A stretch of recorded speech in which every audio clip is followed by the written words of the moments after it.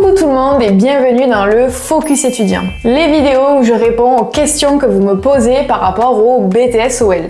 Si t'es nouveau sur la chaîne, je suis Mode Optical, opticienne et fondatrice de Mode Optical Learning, la plateforme qui aide des milliers d'étudiants à avoir leur BTS OL. Pense à t'abonner pour ne pas louper les prochaines vidéos. Et aujourd'hui, on va répondre à des questions par rapport au stage du BTS OL. C'est parti! Imagine, ça y est, c'est l'été, t'as envoyé ta demande de stage, t'as été accepté dans un magasin, et maintenant tu t'apprêtes à commencer. Avant d'y aller en mode chill, bon, c'est les vacances, laisse-moi te donner quand même un conseil. Révise un minimum le programme du BTS OL. Pourquoi?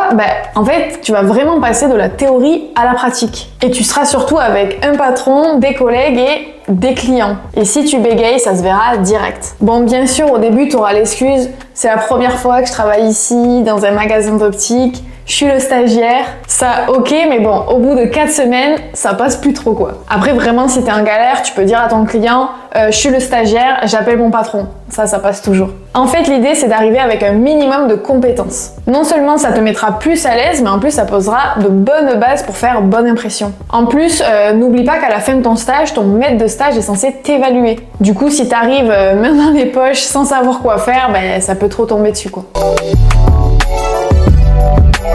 Bon, pas besoin de réviser le TSO ou l'OG, même si on sait que c'est hyper important de savoir faire des tracés pour vendre des lunettes. Ce que je te conseille vraiment, c'est de revoir la réalisation technique, c'est-à-dire tout ce qui est montage de lunettes. Donc quand je parle de ça, je parle de verres progressifs, unifocaux, etc.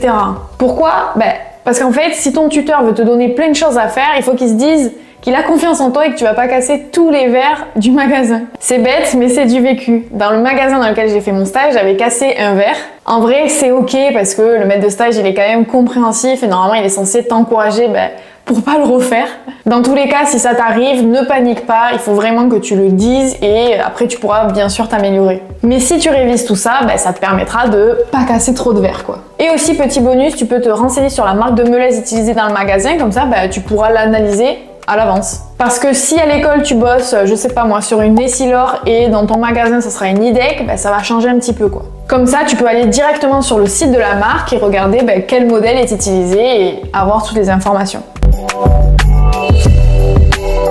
Ça arrive souvent que des clients arrivent avec leurs propres lunettes sans savoir vraiment ce qu'ils portent. Ou sinon ils ont un verre cassé, ou ils veulent exactement le même modèle. Bref, et là ils vont te demander c'est quoi ma correction, j'aimerais exactement la même chose mais je sais pas trop ce que j'ai sur moi. Donc toi il va falloir vraiment que tu aies toutes les connaissances pour reconnaître un équipement. Donc quand tu révises tout ce qui est contrôle d'équipement en BTS OL, en fait c'est exactement ça dans la vraie vie. Donc révise tout ce qui est frontaux, donc savoir reconnaître une correction sur une lunette, peu importe que ça soit un verre unifocal ou progressif. Reconnaître aussi les traitements, que ça soit anti-reflet, anti-lumière bleue, photochromique, etc.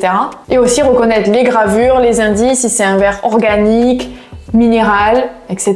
Et c'est là qu'on est quand même content parce qu'on passe vraiment de la théorie à la pratique et ça, c'est du concret.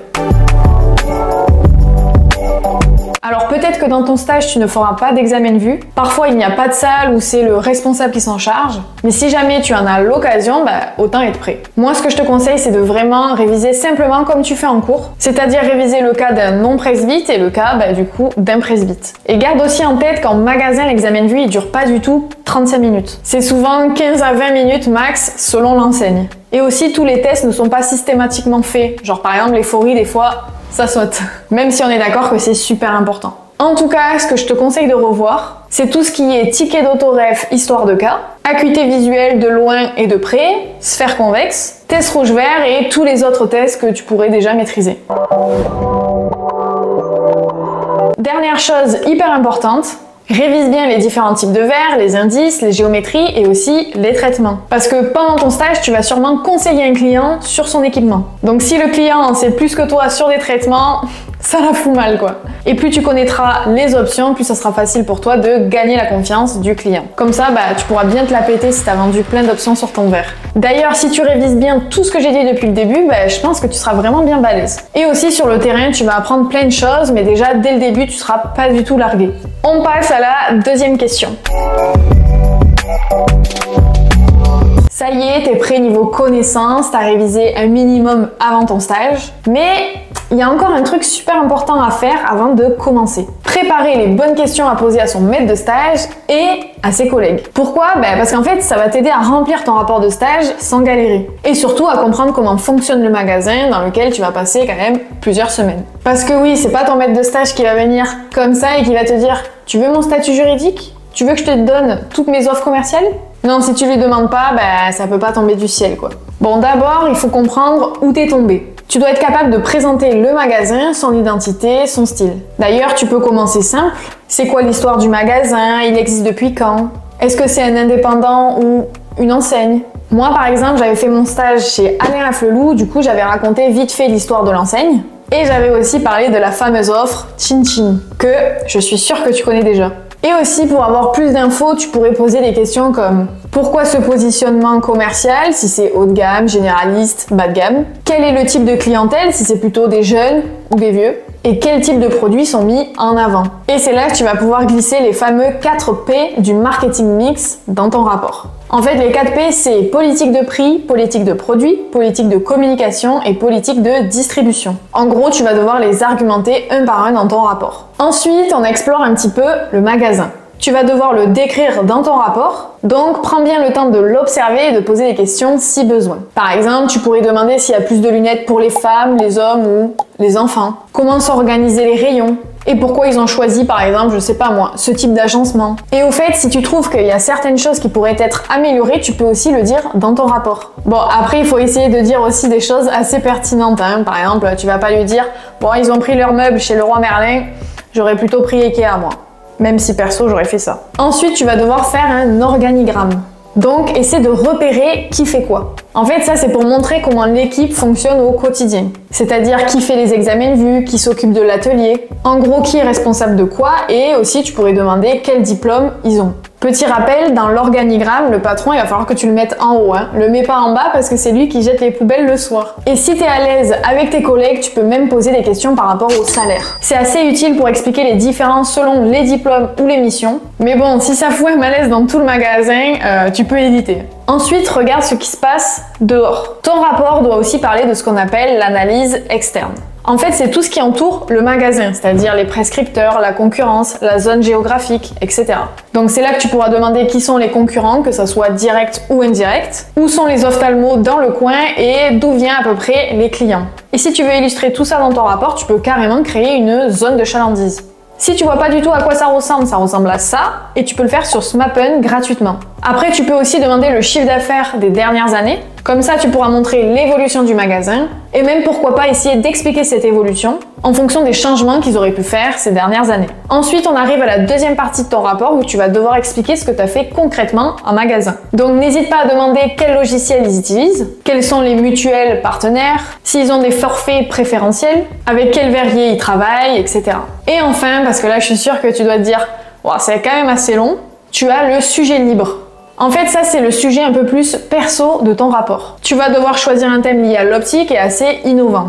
Et là, ton maître de stage peut t'aider à choisir des idées. Tu pourrais lui demander si, par exemple, il a vu des changements ces dernières années dans le métier, ou clairement s'il a des idées de troisième partie, ou même, par exemple, s'il y a une innovation à laquelle il pense qui est assez prometteuse. Bon, voilà, je pense que maintenant, tu es quand même assez prêt pour faire ton stage. Tu peux d'ailleurs noter toutes ces questions dans les notes de ton tel, comme ça, tu vas pouvoir les dégainer à tout moment. Et on passe à la dernière question. Alors maintenant que tu as posé toutes les bonnes questions à ton maître de stage, tu vas pouvoir rédiger ton rapport tranquillou. Franchement, si tu as déjà préparé tes questions en amont, tu as déjà fait 50% du taf. Tu as juste à prendre les réponses et à les organiser dans les différentes parties de ton rapport. Normalement, ton école t'a déjà donné la structure à suivre, donc je vais pas la détailler ici. Mais si jamais tu veux un guide complet avec les étapes, les pièges à éviter, des exemples, tout est dispo sur ma plateforme Mode Optical Learning. Mais en gros, ce que tu dois savoir, c'est que ton rapport de stage, ce n'est pas un roman. Même si j'avoue que quand tu vas l'avoir terminé, tu auras vraiment l'impression d'avoir écrit un roman. Parce que oui, quand même, ça va être assez long. Mais bon, l'objectif, c'est d'aller droit au but, tout en montrant que tu as compris comment fonctionne un magasin d'optique. Utilise un langage pro tout en restant toi-même, mais surtout, relis-toi bien. Ensuite, tu le sais sûrement déjà, mais tu vas devoir faire une présentation de 12 à 14 minutes devant un jury. Et là, tout peut arriver. Moi, par exemple, pendant mon oral, le jury s'endormait. C'est-à-dire que je voyais clairement sa glotte pendant qu'il bâillait. Pourtant, mon sujet était hyper intéressant.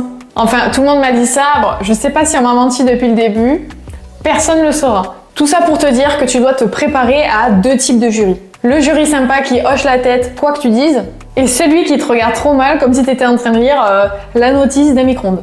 Pour bien préparer ton oral, moi ce que je te conseille c'est de bien le répéter. Bon, j'avoue jusque là j'ai rien dit de ouf, mais quelque chose que tu ne sais peut-être pas, c'est qu'il va falloir que tu ne parles pas de notions que tu ne maîtrises pas. Parce qu'en fait, si tu balances un mot que tu as à peine compris, le jury va bondir dessus et là, bah, t'es foutu quoi. En gros, ça va se voir direct que tu pédales dans la semoule. N'ayons pas peur de dire les mots. Ah oui, et aussi le piège, c'est de faire comme tout le monde. C'est-à-dire un PowerPoint tout plat, un oral récité. Et d'ailleurs, c'est sûrement pour ça que les jurys s'endorment. Même si moi, mon diapo, c'était pas un PowerPoint tout plat.